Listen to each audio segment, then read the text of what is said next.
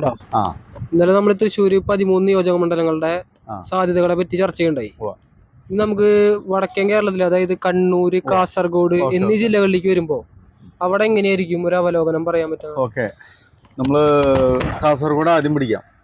കാസർഗോഡ് 5 മണ്ഡലം ഉള്ളത്. അതിൽ മഞ്ചേശ്വരം, കാസർഗോഡ് മണ്ഡലങ്ങൾ UDF ജയിച്ചുകൊണ്ടിരിക്കുന്ന മണ്ഡലമാണ്. അവിടെ BJP നല്ല ശക്തിയുള്ള മണ്ഡലമാണ്. ഇടതുപക്ഷത്തിന് അവിടെ ശരിക്കും പറഞ്ഞാൽ കാര്യമായിട്ടൊരു ശക്തിയില്ല. അവിടെ ഇടതുപക്ഷത്തിന്റെ വോട്ടുകൾ BJPയിലേക്ക് മറിഞ്ഞില്ല എന്നാണ് ഞാൻ 2 സീറ്റും UDF തന്നെ ജയിക്കും. അങ്ങനെയാണ് ആദ്യത്തെ 2 മണ്ഡലത്തിലെ വിഷയം. പിന്നെ കാഞ്ഞങ്ങാട്, തൃക്കരിപ്പൂര്, ഈ 2 മണ്ഡലം ഇടതുപക്ഷത്തിന്റെ കുത്തക മണ്ഡലങ്ങളാണ്. അവിടെ ഉറപ്പായിട്ട് ഇടതുപക്ഷം തന്നെ ജയിക്കും.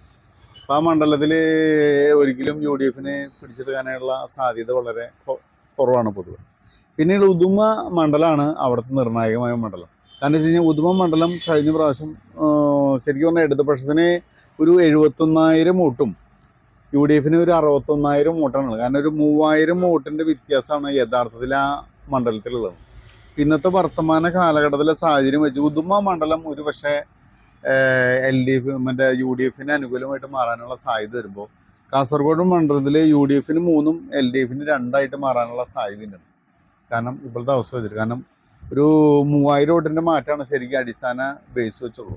ഇനി നമ്മൾ കണ്ണൂർ ജില്ലയിലേക്ക് പോകണമെങ്കിൽ അവിടെ നമുക്ക് 11 മണ്ഡലം ഉള്ളത്. അതിൽ LDF ഉറപ്പായിട്ട് ജയിക്കുന്ന മണ്ഡലം എന്ന് പറഞ്ഞാൽ പയ്യന്നൂർ, കല്യാശ്ശേരി, ധർമ്മടം, തലശ്ശേരി, മട്ടന്നൂർ. ഈ 5 മണ്ഡലം LDF ഉറപ്പായിട്ട് ജയിക്കുന്ന മണ്ഡലങ്ങളാണ്. അവിടെ UDFന് നിലം തൊടാൻ പറ്റുന്ന അവസ്ഥയിലാണ്. അതുപോലെ തന്നെ UDFന് ഒരു എന്താ പറയുക, ഒരു പേരാവൂര്, ഇരിക്കൂർ, അങ്ങനെ 2 മണ്ഡലമാണ് ജയിക്കാൻ പറ്റുന്ന മണ്ഡലങ്ങൾ. അത് കഴിഞ്ഞ് കഴിഞ്ഞാൽ ബാക്കി വരുന്ന മണ്ഡലങ്ങൾ 4 സീറ്റുണ്ട്.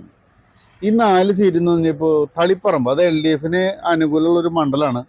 അത് പൊതുവെ LDFന് ജയിക്കാൻ ചാൻസ് ഉള്ള മണ്ഡലമാണ്. അവിടെ തന്നാലും ഈ പ്രാവശ്യം തളിപ്പറമ്പ്, അതുപോലെ അഴീക്കോട്, അതുപോലെ കണ്ണൂര്,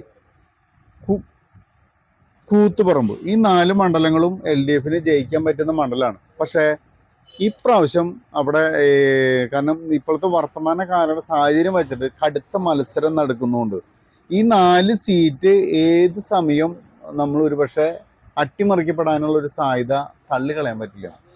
അപ്പോൾ ഈ കാസർഗോഡും കണ്ണൂരും നോക്കുമ്പോൾ ഒരു 4ഉം ഇവിടുത്തെ ഉദുമടക്കം 5 സീറ്റ് ഒരു അട്ടിമറി സാധ്യതയായിട്ട് ഒരു പക്ഷേ UDFിലേക്ക് വരാനുള്ള ഒരു സാധ്യതയുണ്ട്. കാരണം വെച്ച് കഴിഞ്ഞാൽ ഉറപ്പായിട്ടുള്ള മണ്ഡലങ്ങൾ UDFന് കണ്ണൂർ 2, LDFന് 5.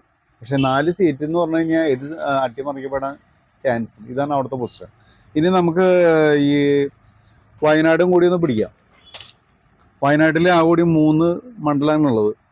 അതിൽ 3 മണ്ഡലത്തിൽ മാനന്തവാടി, ബത്തേരി, കൽപ്പറ്റ. അതിൽ ബത്തേരിയും കൽപ്പറ്റയും UDF ജയിക്കാൻ പറ്റുന്ന മണ്ഡലമാണ്. പിന്നെ മാനന്തവാടി UDFന് ചെറിയൊരു അനുകൂലം ഉണ്ടെങ്കിലും അതൊരുമാതിരി ടൈറ്റ് മത്സരം വരുന്ന മണ്ഡലമാണ്. അപ്പോൾ ഈ 3 ജില്ല നമ്മൾ പറഞ്ഞു കഴിഞ്ഞു. ഇനി നമുക്ക് നാളെ അടുത്ത ജില്ല നമുക്ക് പറയാം. ഓക്കെ.